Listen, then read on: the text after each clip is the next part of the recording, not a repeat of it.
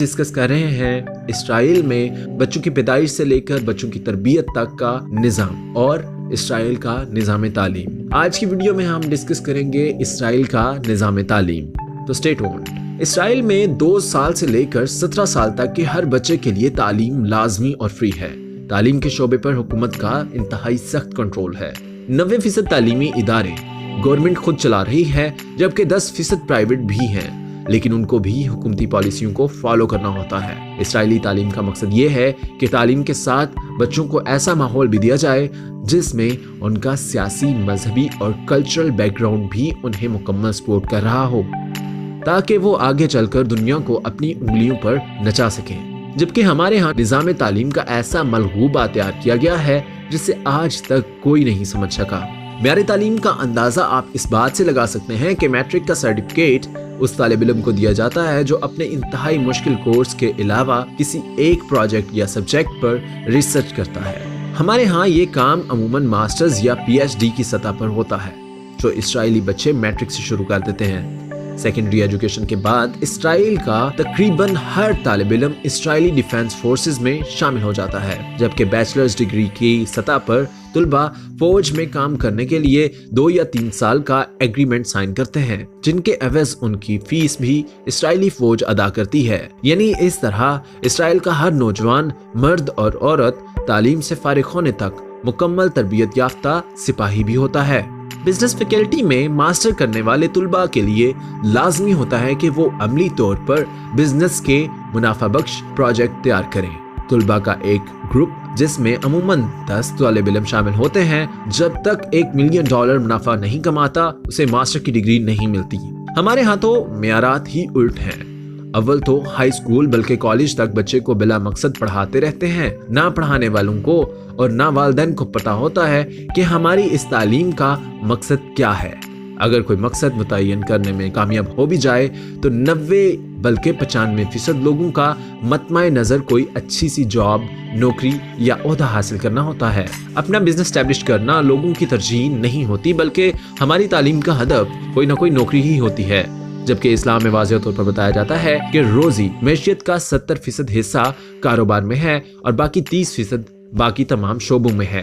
हम लोग बिजनेस की तरफ तवज्जो नहीं देते और आम तौर पर पढ़े लिखे लोग कारोबार को मायूब ही समझते हैं। अमूमन हमारे कारोबार भी अनपढ़ या नीम ख्वांदा लोगों के हाथों में होते हैं, जबकि पढ़े लिखे लोग नौकरियों के लिए धक्के खाकर खुदकशियों पर मजबूर हो जाते हैं। इसराइलियों का फोकस ही बिजनेस होता है और वो इस माइंडसेट के साथ काम करते हैं कि उन्हें नौकरी हासिल नहीं करनी, बल्कि सैकड़ों और हजारों नौकरियां पैदा करनी होती हैं और फिर हम जैसे नौकरियों के शदाई उनके यहाँ मुलाजमत करते हैं और बाज़ औक़ात ना चाहते हुए भी उनकी शराइत, ख्वाहिशात, मुतालबात और एजेंडे के मुताबिक हमें काम करना होता है।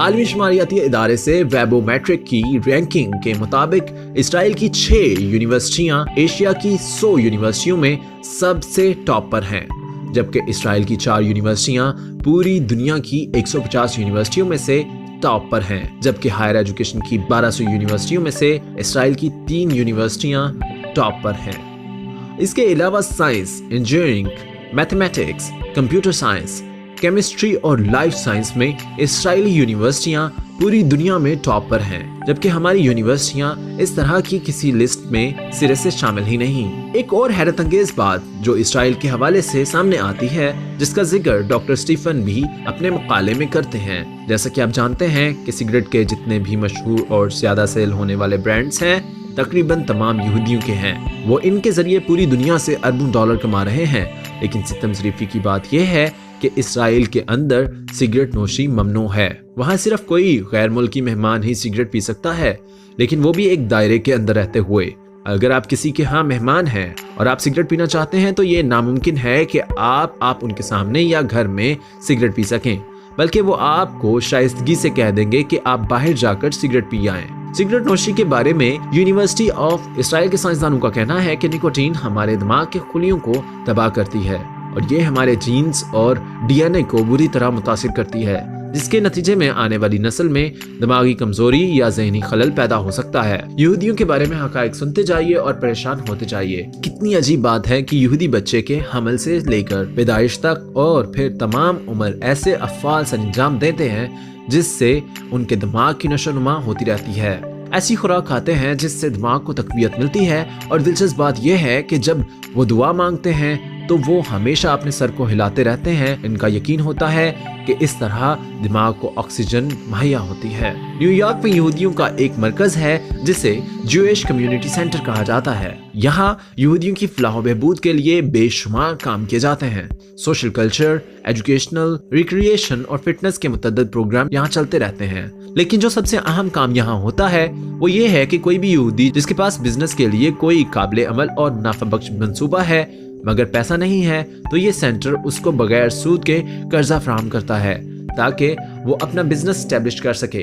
इस सेंटर की स्पॉन्सरशिप से बड़ी बड़ी कंपनियां वजूद में आ चुकी हैं।